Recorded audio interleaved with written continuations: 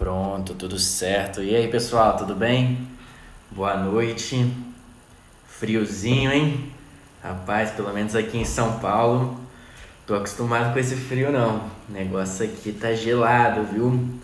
Mas vamos aquecer hoje aí com uma apresentação, né? Uma live sobre creatina no esporte e na saúde, né? Então, mandem aí para os seus amigos. Aqui tem um aviãozinho aqui na parte de baixo da tela e vocês podem mandar para os seus amigos, convidar eles para entrarem. Então, preparei um material muito legal. Então, vamos ter aí alguns slides, né, se podemos chamar assim, para eu justamente poder ilustrar tudo que tem na literatura científica, quais são os estudos, as principais novidades sobre o uso da creatina no esporte e na saúde, né? Então nós vamos abordar essas duas frentes hoje da suplementação de creatina.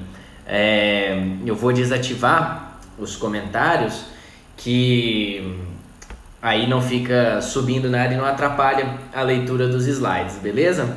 Então, sejam aí bem-vindos, boa noite a todos que estão presentes. É uma live um pouco diferente, né? Então, separei esses slides para a gente conversar nesses próximos minutos. E o tema de hoje é creatina no esporte e na saúde, né? Creatina é um tema que me agrada muito.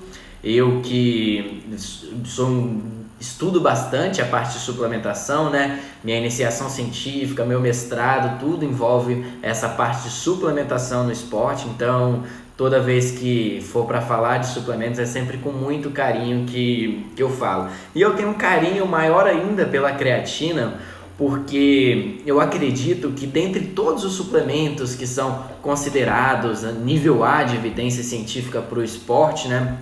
Eu acredito que a creatina ela tenha a aplicabilidade clínica maior. O que eu quero dizer com isso, né? A gente encontra sim alguns suplementos que melhoram o rendimento esportivo, mas isso é visto principalmente em atletas de alto rendimento, e a creatina não. A creatina a gente consegue usufruir dos benefícios delas na prática clínica, já com praticantes de exercício físico, se é que a gente pode chamar assim. E hoje eu vou mostrar aqui também que ela tem uma ação na saúde. Então, indivíduos idosos, indivíduos resistentes à insulina são populações que podem usufruir dos benefícios da creatina. Separei tudo isso para a gente falar hoje. Então, vamos lá, né? Vamos entender primeiro qual é o mecanismo de ação, e a partir daí a gente vai elaborar diversas perguntas para serem respondidas aqui nessa live, né? Então, qual é o principal mecanismo de ação da creatina, né? Então, eu falo suplementação de creatina, mas existe também fontes alimentares de creatina. Então, nós sabemos que é possível obter creatina nos alimentos de origem animal, mas muitas vezes a quantidade desses alimentos de origem animal é muito alta para a gente obter aí os valores de creatina que os estudos mostram resultados positivos sobre a performance, sobre a saúde em si. Mas o que acontece dentro do organismo, independente se essa creatina ela é proveniente do alimento ou do suplemento, né? Depois da gente ter essa ingestão oral, né, vamos chamar assim, de creatina, ela é armazenada no nosso corpo, principalmente no músculo esquelético. Cerca de 95% de toda essa creatina ingerida de forma oral, ela vai para o nosso músculo esquelético.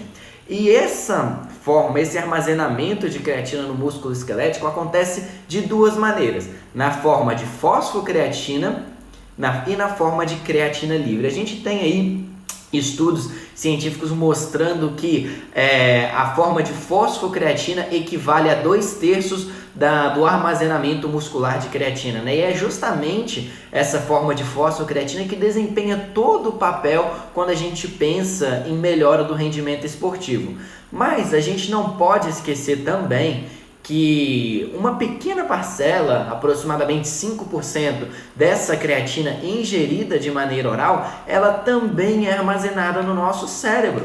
E aí entra uma coisa que é muito recente na literatura científica, que eu separei aqui também para a gente discutir, que é o efeito da suplementação de creatina além do músculo esquelético, mais precisamente falando no nosso tecido cerebral. Então, é isso. Basicamente, este é um mecanismo de ação da creatina. Novamente, suplementou ou alimentação, ela vai ser armazenada principalmente no músculo esquelético na forma de creatina livre e na forma de fosfocreatina.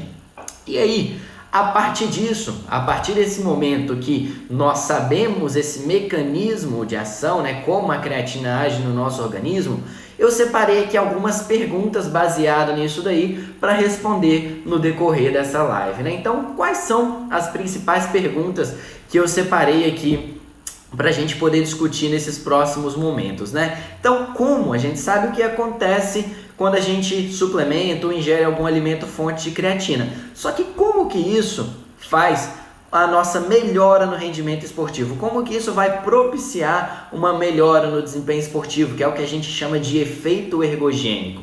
E a partir desse momento de que a gente tem um mecanismo de ação da creatina associada ao exercício físico, quais seriam as modalidades que a suplementação de creatina pode auxiliar? Então nós vamos falar um pouquinho também quais são os principais exercícios que a gente tem as melhores respostas na suplementação de creatina.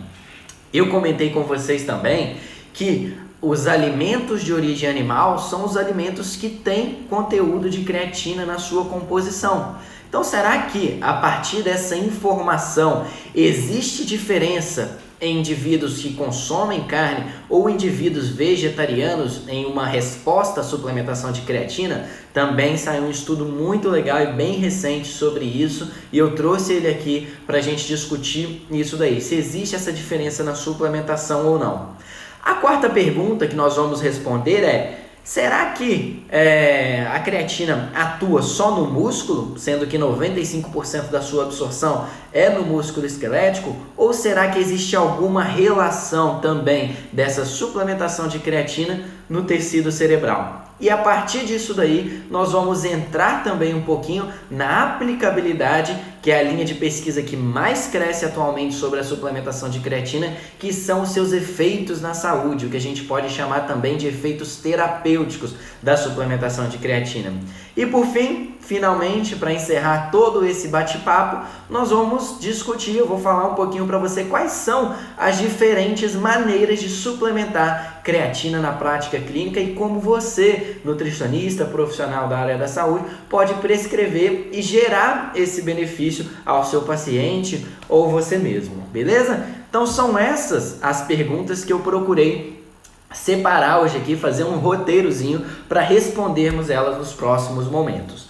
Então vamos lá, vamos para a primeira pergunta: como que a creatina ela melhora o rendimento? E aí eu vou falar bem brevemente de uma questão que é muito importante para a área da nutrição esportiva, que se chama contribuição energética. O que seria isso? O que seria essa contribuição energética?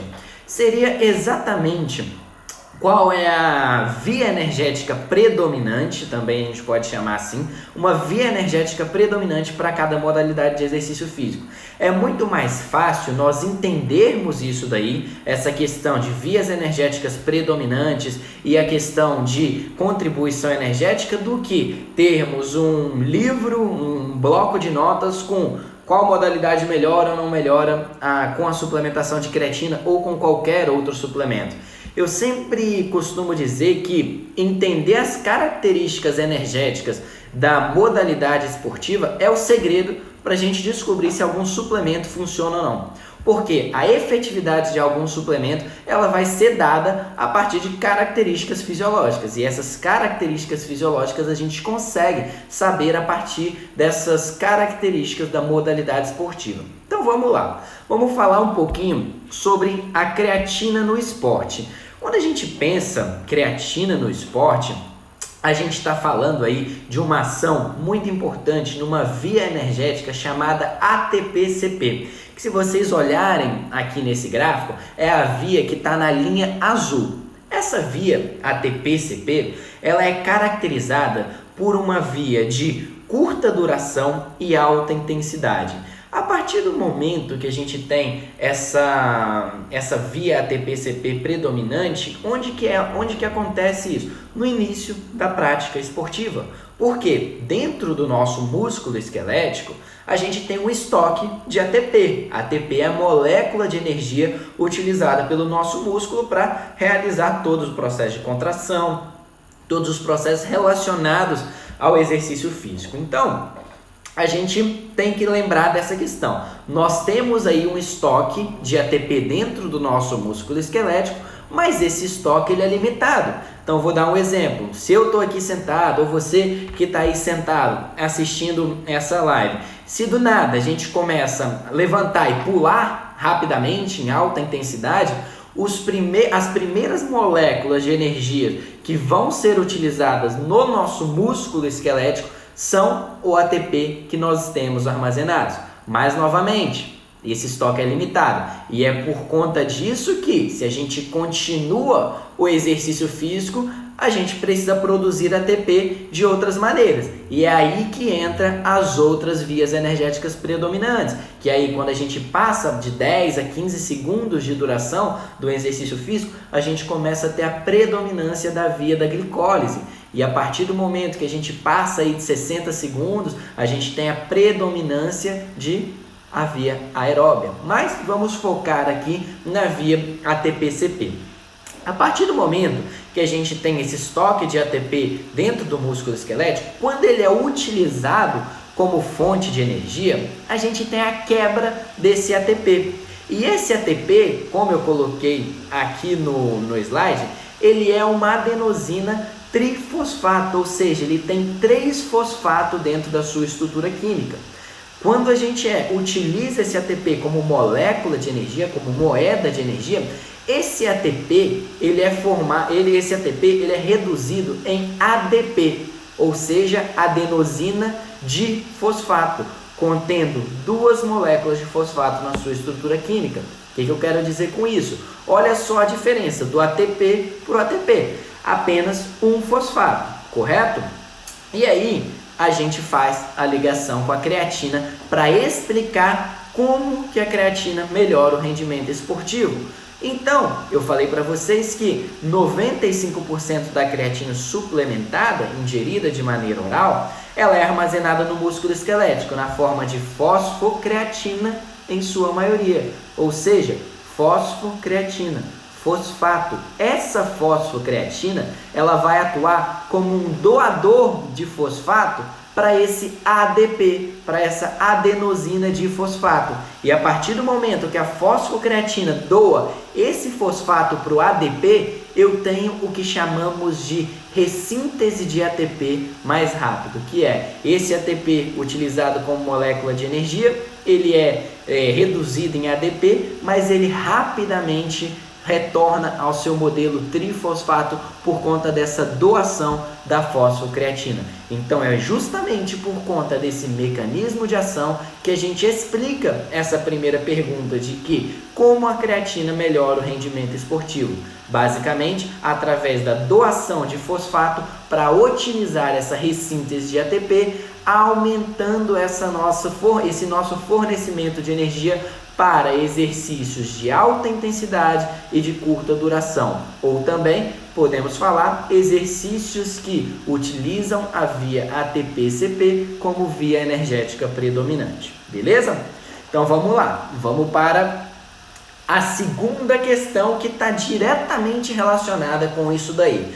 A partir do momento que a gente sabe como a creatina atua no rendimento esportivo, quais são os exercícios físicos e quais são as adaptações que isso daí gera dentro do nosso organismo, né? Então, novamente, suplementação de creatina ou ingestão através de alimentos, enfim, ingestão oral de creatina, aumentei fosfocreatina dentro do músculo esquelético. E olha só as adaptações que isso daí causa.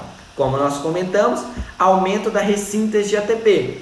Isso vai gerar um aumento da nossa capacidade anaeróbia, um aumento de força e potência, então a gente aumenta a nossa capacidade de rendimento esportivo, principalmente em exercícios que demandam aí força e potência, e aí a gente consegue caracterizar isso daí como aquilo que nós comentamos anteriormente, que era exercícios de curta duração e alta intensidade. A gente tem também o aumento da hidratação das células, isso é muito importante falar. Por quê? Suplementou creatina, muitas vezes, não é todas as vezes, não podemos generalizar, mas é comum termos sim um ganho de peso na balança. E aí eu vejo muitos pacientes, muitas pessoas comentando, eu ganhei gordura, ou ao contrário, eu ganhei massa muscular. Gente, não é gordura nem massa muscular, é água. Porque para eu obter essa absorção muscular de creatina, eu demando moléculas de H2O. Então, naturalmente, eu puxo água para dentro da minha célula muscular, para dentro dos miócitos, e isso aumenta a hidratação dessas células. Então, não é o ganho de peso, não é gordura e nem é músculo, é simplesmente água. E isso é um fator necessário para a gente ter a absorção muscular de creatina. Então, olhem esse efeito fisiológico da suplementação de creatina com outros olhos, não como uma coisa negativa, mas sim como uma coisa essencial para nós podermos usufruir dos benefícios da suplementação de creatina. E aí, por fim, eu coloquei até entre o interrogação, que seria o ganho de massa muscular. Eu vejo muito associar a creatina com o ganho de massa muscular. Será que isso é verdade? Eu coloquei aqui o interrogação porque tem um slide que eu separei exclusivamente para falar disso daí. Então, eu vou deixar aqui com uma interrogação, ainda como nenhuma resposta sobre isso daí, mas nós vamos voltar a falar sobre esse ponto daqui a pouquinho. E aí eu trouxe aqui alguns exemplos na qual modalidades esportivas que têm como predominância a via ATP-CP e consequentemente podem se beneficiar da suplementação de creatina. Então nós temos a musculação tradicional como exercício aí que tem uma via ATP-CP muito predominante, o crossfit e os treinos funcionais, remo, salto, atletismo, 100 metros rasos, olha só que exemplos legais de como a gente pode trabalhar a suplementação de creatina no exercício físico.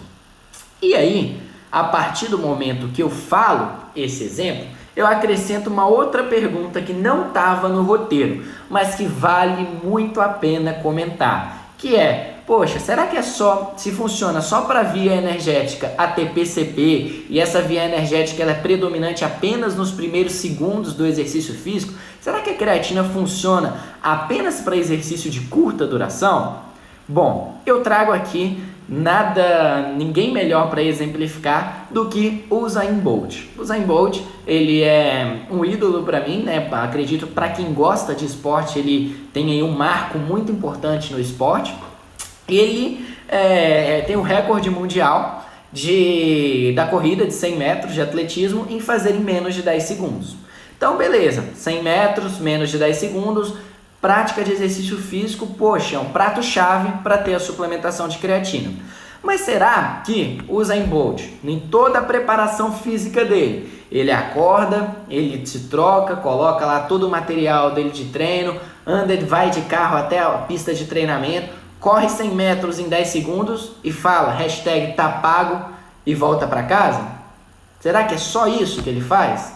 Não. Olha só que legal como a suplementação de creatina ela pode ser benéfica também para exercícios que têm modalidades acima de 10 segundos. Exercícios aí como, por exemplo, o treinamento do Usain Bolt, onde ele faz tiros curtos e repetidos. Neste gráfico, um pouco mais abaixo, a gente tem em azul a representação da via ATP-CP, em vermelho a representação da via anaeróbia e em amarelo a representação da via aeróbia. Olha só que legal isso daí, onde ele pegou indivíduos voluntários e fizeram esses indivíduos darem tiros, assim como o atletismo do Usain Bolt. Eram tiros de aproximadamente 10 segundos. Quando esses indivíduos eles deram o primeiro sprint, né, o primeiro tiro, de fato eles tinham a predominância ATP-CP. Cerca de 50% da contribuição energética deles era dessa via ATP-CP. Mas agora, olha só, quando esse sprint, esse tiro, ele é repetido. E olha só, lá na 10ª vez que ele faz esse tiro, como essa interpretação, essa predominância da via energética, ela aumenta. De 50% a gente vai para 80% de via energética predominante ATP-CP. Então, creatina também pode ser utilizada por o que chamamos de HIIT, exercícios intervalados e de alta intensidade. E aqui eu coloco uma foto de um jogador de futebol que está hoje no melhor time do Brasil, né, o Flamengo. E olha os coraçãozinhos subindo aí, isso aí, Flamengo. E por que eu coloco um jogador de futebol? Porque por muito tempo a suplementação de creatina ela foi conceituada como aquilo que eu comentei anteriormente, apenas em exercícios que têm no máximo 10 segundos de duração. E hoje a gente sabe que, por exemplo, um atleta de futebol, a característica, a fisiologia do futebol possui características que podem ser relacionadas com a suplementação de creatina. Porque, embora não tendo 10 segundos de duração, tendo aí 45 minutos no primeiro tempo, 45 segundos no segundo tempo, esses indivíduos, esses atletas, eles não correm os 45 minutos do primeiro tempo e os 45 minutos do segundo tempo o tempo inteiro. Se você pensar, por exemplo, no atacante, cara, ele tá ali fazendo uma atividade de menor intensidade, caminhando, corrida curta e tudo mais. Daqui a pouco o meio de campo, o lateral, lança a bola para ele, o que ele vai fazer? Vai dar um sprint. Um lateral, por exemplo, quando ele tem que sair da defesa e ir para o ataque, para um contra-ataque, ele dá um sprint com a bola. E isso não acontece o tempo inteiro, ele não está dando 45 minutos ali de tiros rápidos, não, ele faz isso intervaladamente, tiros curtos intervaladamente. Então, o futebol pode sim ser aí um exemplo muito claro de modalidade esportiva na qual a suplementação de creatina é benéfica e tem mais de 10 segundos de duração. Então entenderam quando no início da live eu falei para vocês que entender a fisiologia, as vias energéticas predominantes é o segredo para a gente entender a efetividade ou não de alguns suplementos? Um exemplo claro é esse daqui. Entendendo a fisiologia do futebol, a gente consegue acrescentar um suplemento que muitas vezes é banalizado nessa modalidade. Beleza? Então coloquei essa pergunta aqui adicional ao nosso roteiro só para destacar esse ponto para vocês. E vamos seguir então para o nosso roteiro, na qual a nossa próxima pergunta seria: a partir do momento que eu sei que creatina melhora desempenho esportivo e tudo mais, e se eu atender na minha prática clínica um indivíduo vegetariano, um indivíduo vegano, um paciente vegano, um paciente vegetariano, está cada vez mais crescendo nisso daí. É uma tendência muito grande da área da nutrição. Ou até mesmo os pacientes que são adeptos ao reducetarianismo, que é a redução gradual no consumo de alimentos de origem animal. Será que tem alguma implicação com a suplementação de creatina? Então vamos lá. Vamos novamente destacar as fontes alimentares de creatina. Percebam, exclusivamente em alimentos de origem animal. Então, eu só consigo obter creatina na alimentação consumindo alimentos de origem animal. E aí tem um grande destaque para os peixes, para a carne suína e para a carne bovina, onde aí tem as principais concentrações de creatina em sua composição. Mas ainda assim, muitas vezes, ainda para quem consome esses alimentos de origem animal, é meio complicado chegar nas recomendações de creatina no dia exclusivamente através de alimentos. Por isso eu sempre considero uma estratégia muito legal, muito interessante a suplementação de creatina num adicional ao plano dietético, ao plano alimentar bem elaborado, né? Então vamos lá. Então, vamos falar um pouquinho sobre isso daí, sobre se existe diferença entre vegetarianos e onívoros, né? Isso foi uma pergunta muito grande dentro da literatura científica por anos, justamente por saber que as pessoas que consomem creatina é apenas as pessoas que consomem alimentos de origem animal. E aí eu trago aqui para vocês um estudo que foi realizado aqui no Brasil, na Universidade de São Paulo, que foi publicado numa revista de altíssimo impacto, onde eles avaliaram o efeito da idade, o efeito da dieta e também o efeito no tecido, né? Creatina cerebral e creatina muscular. Mas aqui nesse caso vamos focar na creatina muscular. O que eles fizeram? Eles fizeram 14 dias de investigação. E olha só que legal, do primeiro ao 7º dia, eles suplementaram todos esses indivíduos onívoros, indivíduos crianças, indivíduos vegetarianos e indivíduos idosos, com 0,3 gramas por quilograma de peso de placebo, de farinha, nenhum efeito positivo, nenhuma substância ativa dentro do placebo. E eles também, depois desses primeiros 7 dias, fizeram mais 7 dias, com a mesma dose, porém de suplementação de creatina monoidratada. Depois desses 14 dias, eles fizeram um delta de fosfocreatina. O que seria esse delta de fosfocreatina? Seria a porcentagem de mudança do início do estudo até o fim com a suplementação de creatina. E olha só que legal essa comparação. Em crianças, após 14 dias de investigação, os aumentos de creatina foram de aproximadamente 14%. Olha só aqui no gráfico, na segunda barra, indivíduos adultos e onívoros, ou seja, indivíduos adultos que habitualmente têm o consumo de carne no seu dia a dia. Olha só o aumento de fosfocreatina em resposta à suplementação, 10%, menos do que em criança. E olha só as últimas duas barrinhas do gráfico. A terceira eu até coloquei em destaque em roxinho, que são indivíduos adultos, porém vegetarianos. O aumento deles foram de 28%, foi o maior aumento observado dentro do grupo estudado. Isso quer dizer o quê? Pelo fato dos vegetarianos, dos veganos não ingerirem alimentos fontes de creatina, quando a gente suplementa creatina nessa população, nesses indivíduos, a gente tem aumento maior do que indivíduos onívoros, indivíduos que consomem carne. Então, esses indivíduos eles respondem mais à suplementação de creatina do que os indivíduos onívoros. E isso é muito, muito legal e muito visto na prática clínica. Eu vou até compartilhar aqui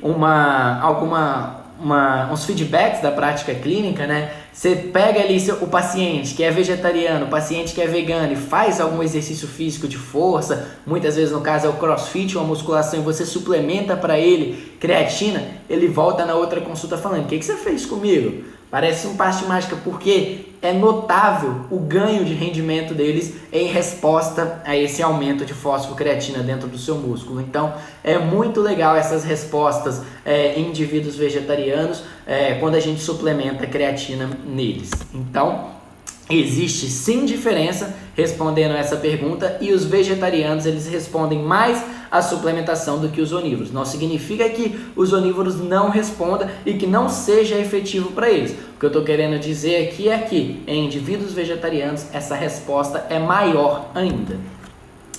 E aí, beleza? Respondemos mais essa pergunta.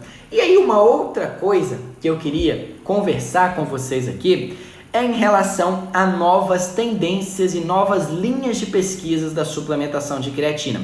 E uma delas é a relação da suplementação de creatina com o tecido cerebral. Então, eu comentei com vocês que 95% da creatina via oral é armazenada no músculo esquelético. Mas, lembram que 5% é armazenada no cérebro? Não podemos de jeito nenhum menosprezar esses 5%.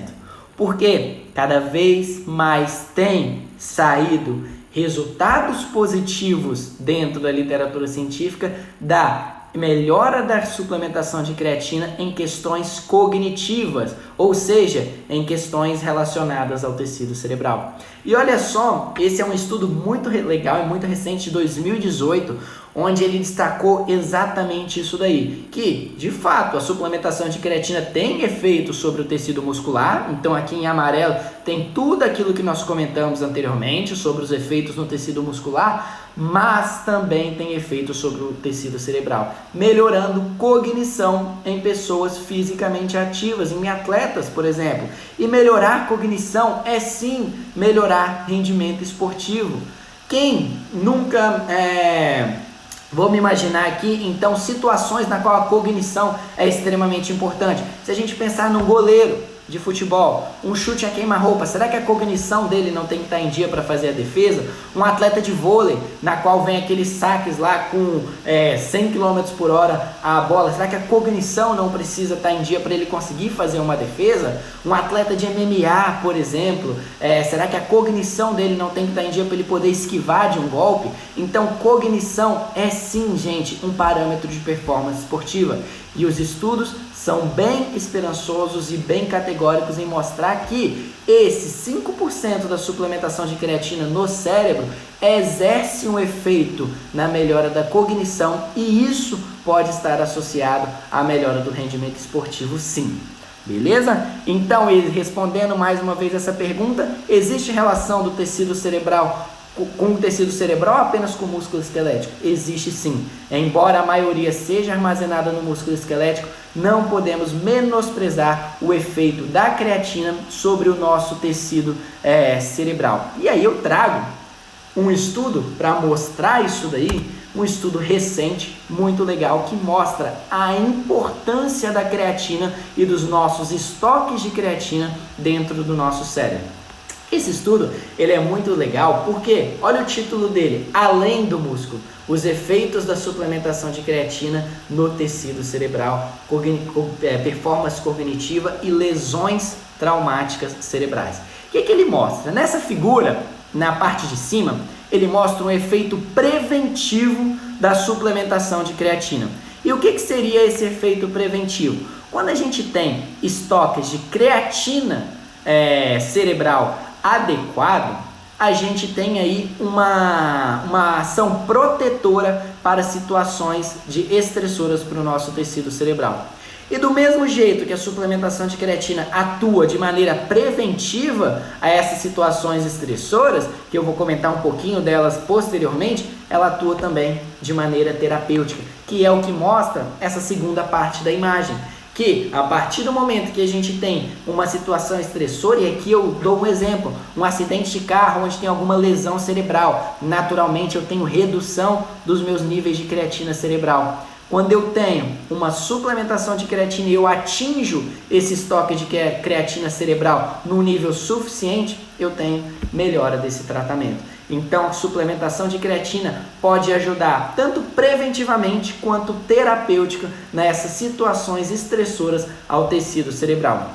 E aí, ele tem alguns pontos chaves que eu fiz questão de destacar aqui para vocês. É um estudo muito legal, muito recente, que mostra essa nova perspectiva da suplementação de creatina. Então eu destaquei aqui em 5 pontos chaves desse estudo para a gente entender melhor o que ele quer dizer. Então vamos lá. Primeiro ponto desse estudo: o cérebro é o órgão mais metabolicamente ativo do nosso organismo, e isso faz com que ele necessite constantemente da nossa moeda de energia. E qual é a nossa moeda de energia? ATP. A partir disso, um conteúdo de creatina suficiente no nosso cérebro aumenta a atividade desse órgão, porque, assim como no músculo esquelético, aumenta a ressíntese de ATP no nosso tecido cerebral e assim fornece mais energia para esse órgão, ou seja, fornece mais energia para o órgão mais metabolicamente ativo do nosso organismo. A suplementação de creatina tem maior probabilidade de impactar positivamente nessas questões cognitivas durante situações agudas ou crônicas. Então, olha só que legal o quarto ponto.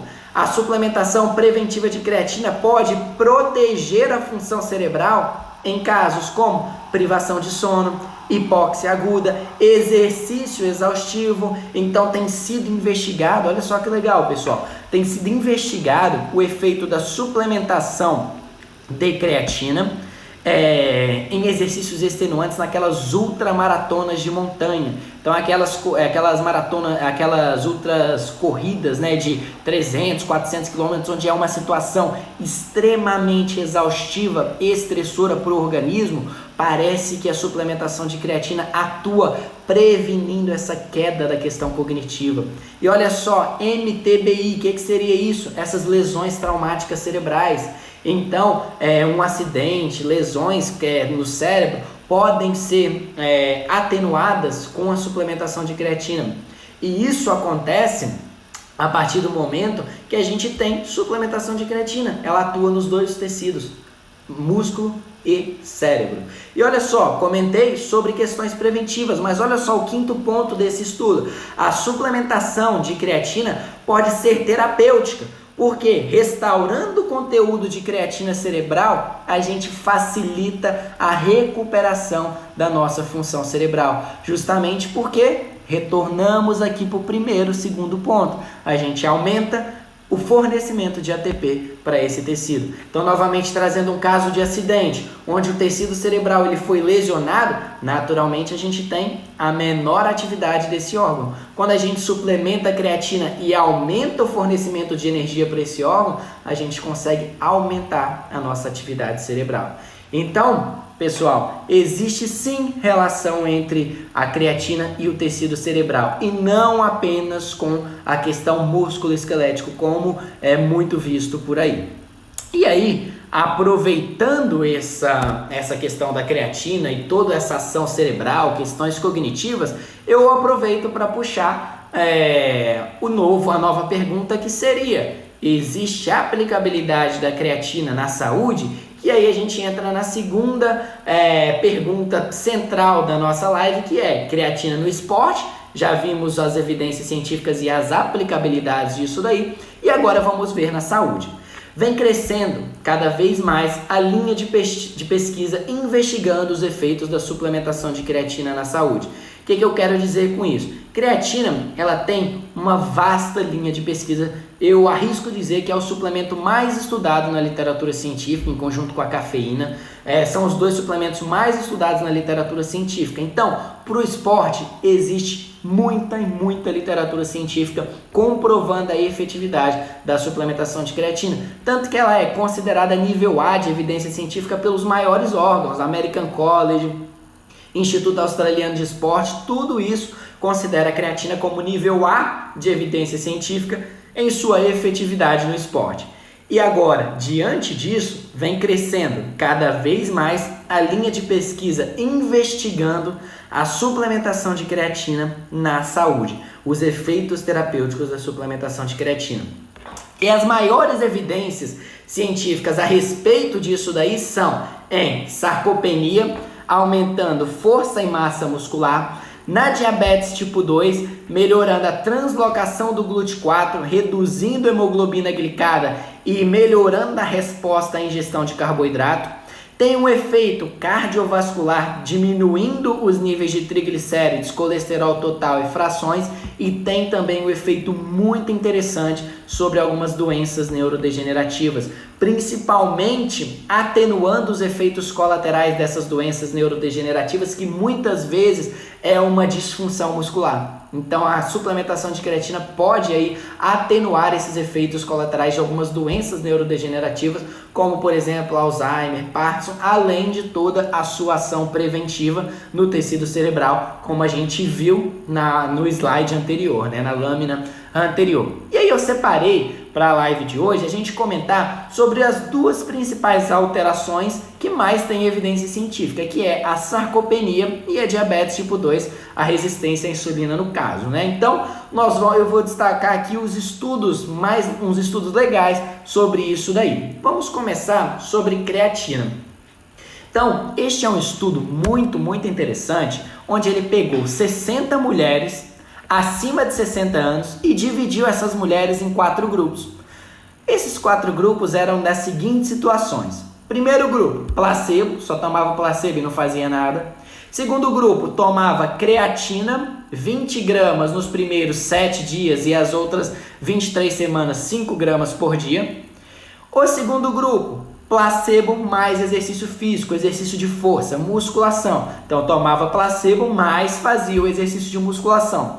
E o quarto grupo fez a combinação de creatina com exercício físico com musculação. Olha só os resultados disso daí em termos de força e massa muscular. Vamos lá, vamos começar por força muscular. Segunda barrinha do gráfico, desse primeiro gráfico, creatina isolada. Creatina isolada não aumenta força muscular. Olha só a terceira barrinha, onde o grupo que tomou placebo, mas fez exercício físico, aumentou mais força do que quem tomou só creatina. Então, creatina sozinha não aumenta força muscular. Mas os melhores resultados foram vistos quando teve a associação de creatina mais treino de força, mais sessão de musculação. Então, a combinação de creatina com exercício físico funciona para ganho de massa, para ganho de força muscular. Só a creatina sozinha, infelizmente, não ganha força muscular. Não adianta tomar creatina e ficar sentada no sofá achando que aquilo ali vai gerar força muscular, que não vai acontecer. A creatina ela vai melhorar as adaptações do treinamento. Adaptações do treinamento, ou seja, preciso do treinamento para melhorar essas adaptações, com certeza, né? E aí, vamos ver sobre massa muscular, quais foram os efeitos disso daí, os resultados vistos em termos de massa muscular. Só creatina também não aumentou massa muscular. E olha só o grupo placebo e exercício físico, ou seja, só exercício físico, também não foi capaz de promover esses ganhos de força em massa muscular. O único grupo que conseguiu obter ganhos de massa muscular foi o grupo que associou a creatina com o exercício físico. Então, novamente, para melhora de massa muscular, respondendo aquela interrogação lá do início da live, se creatina aumenta a massa muscular? Sim, pode aumentar, desde que esteja em conjunto ao exercício físico. Creatina sozinha aumenta a massa muscular? Não, não aumenta nem força, nem massa muscular. A gente precisa da associação da creatina com o exercício físico para obter esses resultados positivos sobre força e massa muscular. E aí eu sempre costumo dizer, né? É uma frase que eu gosto muito de falar. A melhor estratégia para o combate da maioria das doenças associadas ao envelhecimento é a nutrição adequada em conjunto ao exercício físico. Essa é a estratégia mais efetiva para o combate dessas doenças associadas ao envelhecimento. Beleza? Então, para a sarcopenia, creatina tem uma usabilidade muito grande. Ela tem uma aplicação muito legal, melhorando força e massa muscular, desde que seja associada ao exercício físico.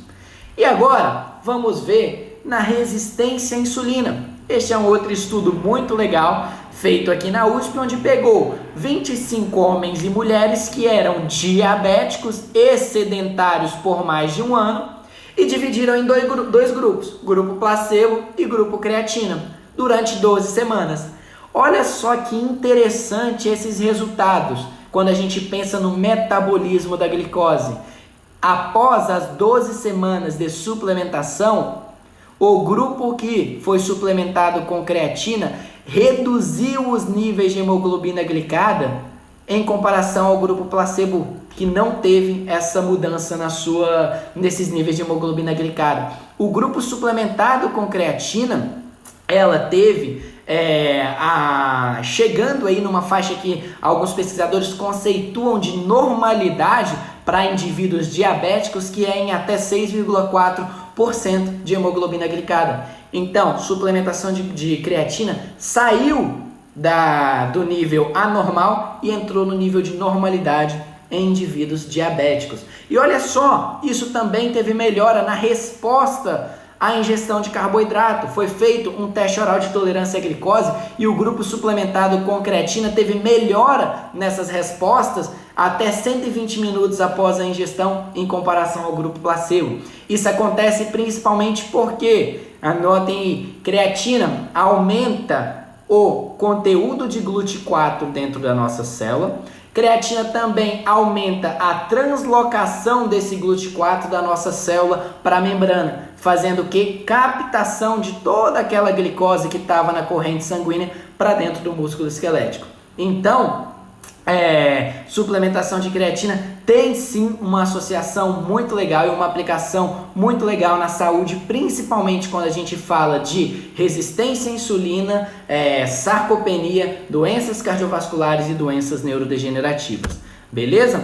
E aí, finalmente chegando na cereja do bolo, como então a gente se beneficia de tudo isso que foi falado aqui durante a live? Como a gente pode utilizar da suplementação de creatina? E aí existem vários protocolos de suplementação diferentes. Por muito tempo foi falado que precisaria de uma dose de manutenção, uma dose de carregamento e uma dose de manutenção. Enfim, existem diversos protocolos na literatura científica, existem diversos protocolos que mostram o mesmo resultado. Então, qual protocolo é o melhor para suplementação de creatina? Depende.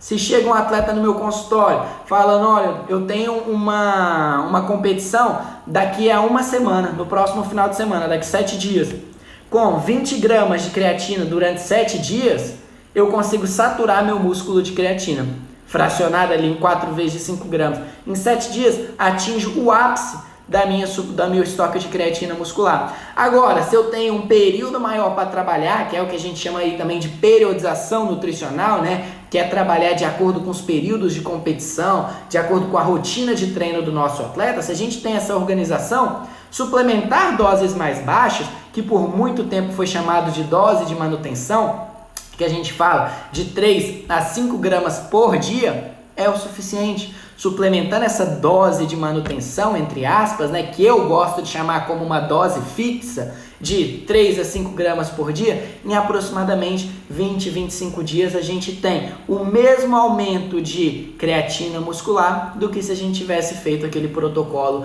de carregamento. Então, o que eu costumo dizer? Qual o melhor protocolo? Depende, todos eles atingem o mesmo resultado. O importante é, se você parar, depois de 4 semanas, como mostra nesse segundo gráfico aqui, quando você para de suplementar, seus estoques de creatina já estão lá embaixo, então você precisa voltar a suplementar. Agora, se você não quer fazer essa montanha russa nos estoques de creatina, suplementar 3 a 5 gramas todos os dias, tá aí uma estratégia muito legal, cientificamente comprovada de efetividade e também cientificamente comprovada em segurança. Tem um estudo do Jack Sportman, que ele é lá da Bélgica, ele acompanhou indivíduos suplementando creatina durante 8 anos, todos os dias, nessa dose de 5 gramas por dia, e não teve nenhuma alteração em questões renais, como se fala muito por aí, em nenhum outro parâmetro negativo de saúde. Então, hoje em dia, é sabido sim que suplementação de creatina é segura no seu uso, tanto no esporte quanto na saúde. Tem estudos aqui da USP que investigou efeito renal da suplementação de creatina em pacientes diabéticos e não viu nenhuma anormalidade, mesmo em pacientes diabéticos. E a gente viu que creatina em diabetes é uma estratégia muito legal. A gente também teve estudos mostrando que suplementação de creatina em pessoas que faziam dieta hiperproteica, né? Então a gente juntou 2 mitos aí da literatura científica, né? Suplementação de creatina e dieta hiperproteica, e viu que nada disso tem associação com redução dos níveis com redução da função renal. E teve um estudo muito legal, um estudo de caso, com um indivíduo que tinha apenas um rim. Ele tinha apenas um rim, ele tinha feito uma cirurgia e tinha apenas um rim no seu organismo e foi suplementado creatina. Foi visto que ele não teve nenhum prejuízo na função renal, mesmo tendo apenas um rim e tendo aí uma suposta alteração nefrótica, né? Então, creatina é sim segura, e aí eu aproveito para responder essa pergunta sobre segurança no uso como uma meta-análise e revisão sistemática, que é o que a gente considera padrão ouro para responder a alguma pergunta, que foi publicada no final do ano passado, onde eles concluem que a maioria dos estudos não mostram nenhuma alteração renal com a suplementação de creatina. Então, eu concluo aqui com essa frase: a suplementação de creatina apresenta evidência científica suficiente para provar seu efeito ergogênico no esporte, terapêuticos em algumas alterações fisiológicas, além da sua segurança no uso crônico. Então, podem prescrever, podem usar suplementação de creatina, porque em indivíduos saudáveis, na maioria das situações, ela é sim segura, diferentemente do que foi muito falado nos últimos anos, beleza? Então, com esse artigo, a gente responde todas as perguntas da live, todo aquele protocolo que a gente colocou lá no início da live, todas as perguntas que seriam respondidas, como uma organização aí. E aproveito para agradecer vocês que ficaram aqui até o final, quem acompanhou. Eu espero que vocês tenham gostado.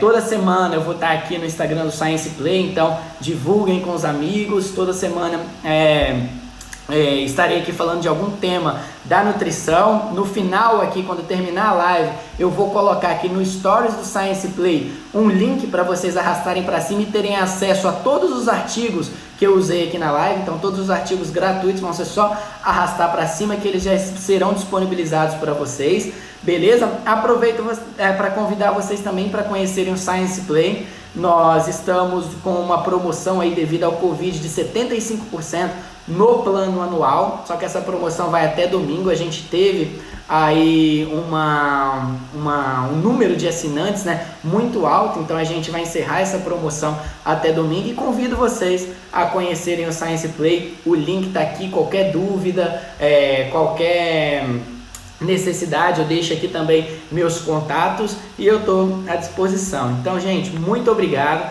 de verdade. Eu espero que vocês tenham gostado aí. Como eu falei, toda semana eu vou estar aqui falando de algum tema. Vou colocar também aqui no Stories do Science Play uma enquete para vocês escolherem quais temas vocês gostariam dessa live meio diferente, né, com estilo pro Golden, com estilo com live, né? Então, vou deixar aqui a enquetezinha para vocês escolherem quais temas vocês gostariam, qual tema da próxima semana, para eu preparar esses slides e a gente poder bater esse papo aqui, conversar um pouquinho e apresentar essa literatura científica mais de um jeito que eu gosto mais, uma literatura científica mais aplicada à prática clínica. Então, muito obrigado mesmo, agradeço a todos vocês aí e eu estou à disposição, beleza? Estão aqui meus contatos. E nos vemos em breve aí. Tenha uma ótima quarta-feira e um bom resto de semana aí para todo mundo. Tchau, tchau. Um abraço.